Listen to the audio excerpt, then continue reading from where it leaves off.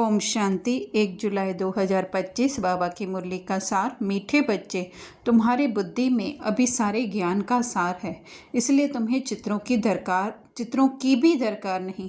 तुम बाप को याद करो और दूसरों को कराओ। तो ज्ञान का सार ही क्या है? हमें उस शून्य अवस्था में पहुंचना जहाँ पे न कोई चित्र है, न कोई वाणी है, न कोई संकल्प है, कुछ भी नहीं है। वहाँ तक हमको जो है वो पहुँचना है, जिसको कि बाबा कहते हैं जीरो बनो और हीरो बाप को याद करो या बिंदु बाप को याद करो, कि जहाँ पे हमारे लिए सब कुछ खत्म हो जाता है। सुख, शांति, प्रेम, आनंद अखंड भरपूर हम उससे रहते हैं, जहाँ पे कि कोई भी हमारी पहचान नहीं है। तो इसलिए बाबा कह रहे हैं चित्रों की भी दरकार नहीं है, क्योंकि चित्र भी किसको चाहिए? ये स्थूल जगत में जो है वो चित्रों की दरकार होती है, लेकिन इस स्थूल जगत से परे उस मूल अवस्था में जो है, जहाँ पे कुछ भी नहीं है, वहाँ पे हमें पहुँचना है। जैसे बाबा हैं वैसे ही हमें पहुँचना है। तो इसके लिए बाबा कह रहे हैं कि बाप को याद करो, अर्थात अपना उस हायर कॉन्शियसनेस, बाबा जो इतनी हायर कॉन्शियसनेस है, वहाँ पे हमें पहुँचना है। तो उसको जो है हमें याद करना है, अर्थात अपनी उस स्मृति को वहाँ पे स्थित करना है, और दूसरों की भी उसी स्मृति से हमें उनको देखना है, जैसे कि वो भी जो है उनको भी ये बात टच हो जाए। प्रश्न: पिछाड़ी के समय तुम बच्चों की बुद्धि में कौन सा ज्ञान रहेगा? उत्तर: उस समय बुद्धि में यही रहेगा कि अभी हम जाते हैं वापस घर, फिर वहाँ से चक्र में आएंगे, धीरे धीरे सीढ़ी उतरेंगे, फिर बाप आएंगे चढ़ती कला में ले जाने। अभी तुम जानते हो पहले हम सूर्यवंशी थे, फिर चंद्रवंशी बने, इसमें चित्रों की दरकार नहीं। तो आते ही बाबा जो है वो पूरा सृष्टि चक्र हमें घुमा रहे हैं कि अंत समय में जो है हमारी क्या स्मृति होगी। घर लौटना, अर्थात कि मन जो आत्मा से अलग हो करके इस दुनिया में भटक गया था, दुनिया में कि यहाँ पे कोई स्थूल दुनिया नहीं है, लेकिन जो है वो ड्रामा में भटक गया था। जैसे एक हम देखें कि टीवी पे, स्क्रीन पे, या हम जब देखने जाते हैं थिएटर में मूवी, तो उसमें जो है मूवी चल रही होती है, हम बैठे तो एक ही सीट पर होते हैं, लेकिन उसमें क्या होता है, हीरो या हीरोइन जो है वो अलग अलग जगहों पर जा रहे होते हैं, उनके साथ अलग अलग व्यवहार हो रहे होते हैं। कभी उनको बहुत प्रेस्टीज मिल रही होती है, मान मिल रहा होता है, कभी जो है उनके साथ बुरा व्यवहार हो रहा होता है, कभी वो इंग्लैंड जाते हैं, कभी वो अमेरिका जाते हैं। तो उस मूवी को देखते देखते हम भी क्या हो जाते हैं, इतने उसमें खो जाते हैं कि उस हीरोइन या हीरो से जो है अपनी पहचान बना लेते हैं कि हम वो हैं, है ना। और फिर जो है हम स्वयं को वही समझने लगते हैं। तो इसी तरह से विश्व ड्रामा में भी जो है आत्मा बैठी हुई तो अपनी मूल अवस्था में ही है, उसी चेयर पे बैठी हुई है, लेकिन जो है वो हीरो हीरोइन को घूमते हुए देख करके या हीरो के साथ या हीरोइन के साथ अपनी पहचान बना रही है। और वो चेयर वो है जहाँ पे कि सारे सेंसेशन, फीलिंग, इमोशन आ रहे हैं।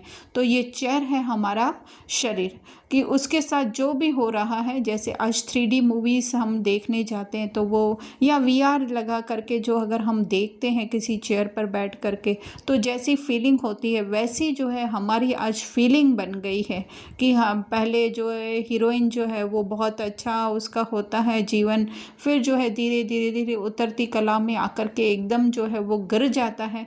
तो फिर इसके लिए बाबा कह रहे हैं, बाबा आते हैं हमें चढ़ती कला में ले जाने के लिए, है ना। हमारी बुद्धि जो उसमें फंसी हुई थी उसको जो है ऊपर उठाने के लिए कि जागो, तुम ये नहीं हो।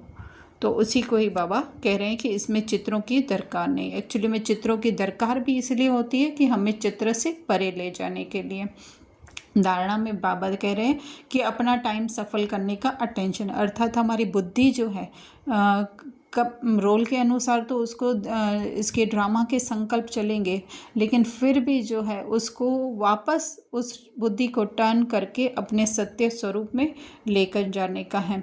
माया गफलत न करा सके, अर्थात कि हम इस माया के इल्यूशन को, जो पर्दे पे मूवी चल रही है, उसको जो है वो हम अपना कैरेक्टर नहीं माने कि ये कैरेक्टर मैं हूँ, है ना।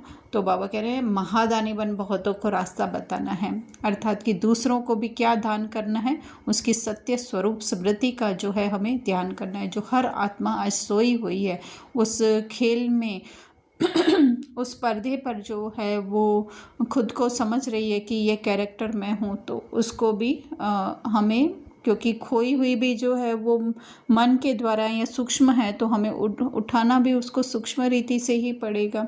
दूसरा, अपनी उच्च तकदीर बनाने के लिए धनी के नाम पर सब कुछ सफल करना है। तो हम जो तन देते हैं, धन देते हैं, मन देते हैं कहते हैं, तो वो तो बहुत स्थूल बात होगी। लेकिन अपना एक एक, जैसे कहा, उस चेयर पर हम बैठे हुए हैं, तो उस चेयर में जो, वो चेयर भी कहाँ की है उस थिएटर की है, उस मूवी में हमें मिली हुई है। तो अर्थात इसमें जो भी फीलिंग, चेयर रूपी जो हमारा शरीर है, इसमें जो भी फीलिंग, सेंसेशन, इमोशन आती है, वो भी क्या कर देने का है बाबा को, कि बाबा आपका है, मैं, मेरा कुछ भी नहीं है, मैं कुछ भी न जानूं। इस तरह से रूहानी यूनिवर्सिटी खोलना, अर्थात कि हर एक को जो है इस रूहों का ज्ञान चाहे वाणी द्वारा चाहे संकल्पों द्वारा देना है। वरदान में बाबा कह रहे हैं, ऊंचे ते ऊंचे बाप को प्रत्यक्ष करने वाले शुभ और श्रेष्ठ कर्मधारी भव। तो बाबा ऊंचा कैसे है? क्योंकि बाबा की बुद्धि, बाबा की सोच, बाबा की वृत्ति, हम कहें बाबा का ज्ञान, वो सबसे ऊंचा है ना। तो इसी तरह से हमारी भी सोच, हमारी भी वृत्ति, और बाबा जैसे आगे कह रहे हैं कि कर्म भी जो है वो प्रत्यक्ष करते हैं, है ना। संकल्पों और वाचा को प्रत्यक्ष करते हैं हमारे कर्म। तो हमारे संकल्प में क्या रहे कि हर एक जो है वो बाप के समान है, हर एक जो है स्वयं को भूली हुई है, स्वयं हर एक जो है वो एक्चुअली में तो उसके सत्य स्वरूप में जो है वो संपूर्ण ही है। तो ये सोच रखना ये वृत्ति रखना, तो उसके लिए बाबा कह रहे हैं अपने खुशी के रूहानियत के चेहरे द्वारा, है ना। तो चेहरा ज़रूरी नहीं है ये फेस हमारा हर एक को दिखाई दे। बहुत जो हज़ारों किलोमीटर दूर बैठा हुआ है उसको ये हमारा चेहरा दिखाई नहीं देगा। हज़ारों किलोमीटर मतलब इस पर्दे पर जो मूवी चल रही है उसमें जैसा दिखाया जा रहा है ना, वैसे बैठे हुए तो सब उसी ऑडिटोरियम में है, उसी थिएटर में बैठे हुए हैं। लेकिन हर कोई कहाँ पे स्वयं को समझ रहा है, किसी का रोल जो अमेरिका में बज रहा है, किसी का इंडिया में बज रहा है, किसी का एक छोटे गांव में बज रहा है ना। लेकिन बैठे हुए तो कहाँ पे हैं, उसी थिएटर में आसपास ही बैठे हुए हैं। तो जितना हम उस स्मृति में रहेंगे, तो ये जैसे एक खुशबू होगी अगरबत्ती की, जो थिएटर में बैठे हुए सबको महसूस होगी। तो वही जो है बाबा कह रहे हैं कि यही रूहानी सेवा है, इससे ही बाबा प्रत्यक्ष होंगे।